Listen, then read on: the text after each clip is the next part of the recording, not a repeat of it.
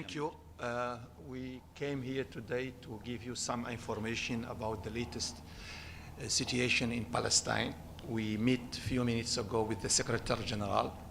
We discussed with him the situation in Palestine, and we draw his attention about the horrific situation, particularly after the bombardment in the north of Gaza, killing innocent people and destroying schools, shelters, hospital. And we agree that we will do our best to reach a ceasefire. And we are also going, as you know, last 2 days ago, we had a meeting in the Security Council about the situation in Palestine, and we are trying our best to reach a ceasefire.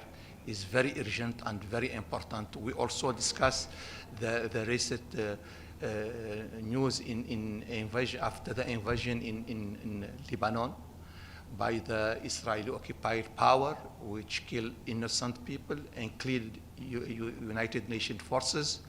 We discussed also the situation in Syria after the airstrike who killed innocent people in Damascus. It became a daily airstrike. All these issues are UNRWA also. We discussed the situation in UNRWA, which are, is facing some decision to be taken by Knesset. We are against this situation. The UNRWA is still the pivotal and very important organization to help Palestinian people and all refugees in this area. I will stop here and I will give the floor to Ambassador Riyad. Thank you, Mr. President. As you see, we have a large delegation of Arab ambassadors, 10 of us, that met with the Secretary General based on a decision that we made in an emergency meeting of the Arab ambassadors a few days ago. In that meeting, we assessed the situation, especially the extreme danger of large-scale genocide in the northern part of Gaza, in which there are 400,000 Palestinian civilians being threatened either to be killed or to be starved to death. This is based on the leaked information in the media that there is a report by the generals in Israel who proposed this idea of sealing the northern part of the Gaza Strip, declaring it a military zone. Whoever remains there is a military target, which means that if that is to be implemented, then there is a danger of seeing larger number of extermination of Palestinians beyond and above what happened during the first year. So it was a collective duty to alarm the Security Council members, which we did. Then we met as an Arab group and we agreed on a strategy, which started with meeting with the President of the Security Council, then demanded an emergency meeting which took place. We listened very closely to the reporting and the statements of all members of the Security Council. It seems that part of our message is resonating. They are showing more seriousness than before, which means that they are extremely terrified of the possibility of this massive genocide that could be unleashed in the northern part of Gaza. So they are discussing and debating among them the possibility of adopting a resolution that calls for, among other things, an immediate ceasefire. We hope that they have the spine and the strength and the determination to take that step to prevent this genocide from taking place.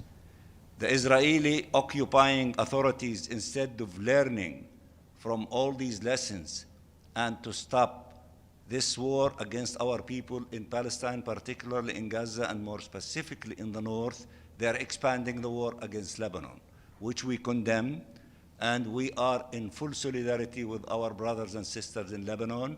They're attacking very frequently Syria. We are in solidarity with them, and they are potentially threatening to expand this war. What we need is not to expand this war. What we need is to stop this war, to have an immediate ceasefire, to send humanitarian assistance to our people, to scale, to defend UNIFIL, to remain on the blue line in Lebanon, and to allow for opening a door for a political horizon. So we discussed all these issues with the Secretary General. We admire his courage and his defense of international law and what the UN stands for. We will work very closely with him, and he is working with everyone, including the Security Council members and the P5 and everyone who is ready and willing to work with the Secretary General, with the UN, to uphold the principles of international law, international humanitarian law, what all the UN represent. The other thing that we are working on very actively is defending UNRWA. We succeeded in building collectively a coalition of 124 countries. Yesterday, you saw a demonstration of most of those who were able to attend with us, in excess of 100, stood before you here defending UNRWA. We raised that issue with the SG, and we are working very, very hard in order not to allow this dangerous piece of legislation in the Israeli Knesset to put UNRWA out of business. UNRWA is indispensable. UNRWA is the most successful story of the United Nations since its inception, and it is the shining example of the success of multilateralism when we all honor and respect international law and work together to serve the vulnerables, the refugees, those who are in need of this kind of help, 6 million of them Palestinians, until there is a just political solution to the question of the refugees. We are very active in all these things. We are active along with the SG, who sent a letter to all member states and to all the agencies to respond to him with what they are going to do to uphold the historic advisory opinion of the ICJ in putting an end as quickly as possible of this illegal occupation. It has to end as quickly as possible. Therefore, it is the obligation of member states, UN agencies, different components of the UN to take steps to shorten the life of this illegal occupation, the source of all evils in the Middle East. And we promised him that we will cooperate with him to send to him all the information of what each and every country is doing and what they propose that should be done in terms of mechanisms in order to shorten the life of this illegal occupation, and as the General Assembly asked for, to end it within 1 year. And we promised him as Palestine that we will urge all member states, all agencies, everyone to respond in a positive way to the call of the SG and to send all the information available to them about what they are doing to shorten the life of this illegal occupation and to propose ideas, creative ideas, practical ideas in order to build the necessary mechanisms in order to expedite the process of shortening the life of this illegal occupation.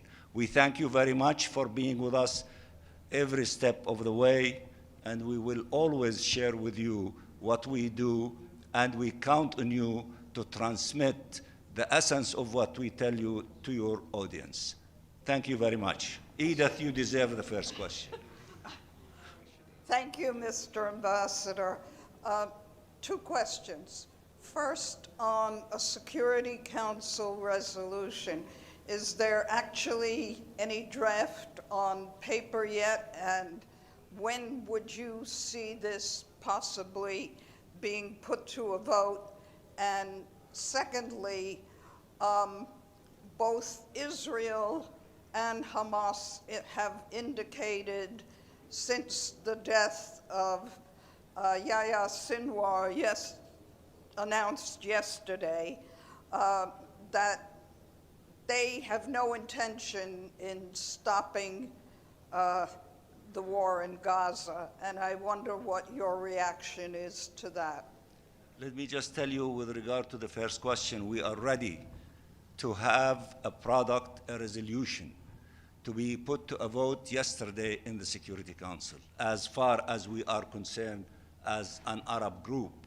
But the Security Council, it operates in its own unique way. We see some ideas being floated among the members of the Security Council. It is possible that something that might emerge possibly by Tuesday, but as far as we are concerned, we will be pressing for, as quickly as possible, of a resolution demanding an immediate ceasefire, demanding humanitarian assistance to scale to all corners of the occupied Gaza Strip to reach the needs of our people in every place in the Gaza Strip. We need to save lives, not to kill more people. And we need to stop this crime against humanity and war crime of forced displacement. All Palestinians in the Gaza Strip who were forced to be displaced from one part to another part should be allowed to return to where they were pushed out from in accordance with Resolution 2735, and not only to return because the winter is approaching, but also to provide them with shelters so that they can survive the difficult time of winter. With regard to the two parties that you referred to, it is the duty of the Security Council to maintain international peace and security. It is not up to the fighting parties to dictate upon all of us their wishes and their activities and their abhorrent, especially Israel, their abhorrent activities and violations of the law and the war of genocide against the Palestinian people. Therefore, it is the duty of the Security Council to say, we demand an immediate ceasefire and compliance by all parties. And we demand that to take place, for example, within 24 hours or within 48 hours, or else. This is the Security Council has the tools to force its will and to use everything available to it, including, should not be a taboo, going into the area of Chapter 7. And in this regard, with regard to UNRWA, if they continue on the path, among other things, of trying to destroy it, there is no taboo in the General Assembly of questioning the seat of a country that does not respect all of us, nor the General Assembly, nor international law, nor the Security Council, nor the Secretary General. A country that behaves in such arrogance and disrespect to its obligation under the Charter of the United Nations does not deserve to have a seat in the General Assembly among us. So therefore, there are no taboos, and we will explore everything in order to stop this war, to defend UNRWA, and to do the right thing, and to open doors for a political horizon that would put an end to this illegal occupation as quickly as possible and allow for the independence of the State of Palestine to be living in a sovereign way with East Jerusalem as its capital, and therefore to actualize the two-state solution to become a reality. We are determined to do everything within our power as an Arab group, and our friends, the OIC group, the NAM movement, the Europeans, the Africans, the Latino, the Asians, everyone, in order not to allow a country to continue to behave that as if it is above the law. No one is above the law. All of us should be honoring and respecting the provisions of the Charter of the UN, and peace should prevail in the land of peace, the land of Jesus Christ.